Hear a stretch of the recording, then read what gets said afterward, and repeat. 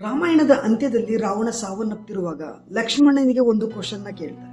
ಆ ಕ್ವಶನ್ ಏನಂತಂದ್ರೆ, ನೀನು ಕ್ಷತ್ರಿಯ, ನಾನು ಬ್ರಾಹ್ಮಣ, ನಾನು ಕುಲದಲ್ಲಿ ನಿನ್ಗಿಂತ ದೊಡ್ಡವನು, ನನ್ನ ವಿದ್ಯೆ ಇಡೀ ಲೋಕದಲ್ಲೆಲ್ಲ ಚರ್ಚಿತವಾಗಿದೆ, 4 ವೇದ ಪುರಾಣಗಳನ್ನೆಲ್ಲ ಅರ್ಥ ಕುಡಿದಿರ್ತಕ್ಕಂಥದ್ದು, ನಿನ್ನ ಶಕ್ತಿ ಬಗ್ಗೆ ಗೊತ್ತಿಲ್ಲ ನನಗೆ. ನನ್ನ ಶಕ್ತಿ ಎಂತದಂತಂದ್ರೆ ಅಂತ ಕೈಲಾಸ ಪರ್ವತವನ್ನೇ ಎತ್ಕೊಂಡು ಬಂದಿರ್ತಕ್ಕಂಥದ್ದು ನಾನು.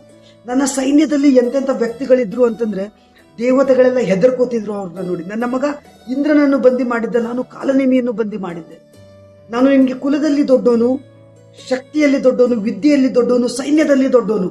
ಮೋಸ್ಟ್ ಇಂಪಾರ್ಟೆಂಟ್ ಥಿಂಗ್ ಈಸ್, ನಾನು ನನ್ನ ಹೋಮ್ ಟೌನ್ ಅಲ್ಲಿ ಯುದ್ಧ ಮಾಡ್ತಿದ್ದೀನಿ, ನನ್ನ ಏರಿಯಾದಲ್ಲಿ ಯುದ್ಧ ಮಾಡ್ತಿದ್ದೀನಿ. ಆದ್ರೆ ಕ್ವಶನ್ ಏನಂತಂದ್ರೆ,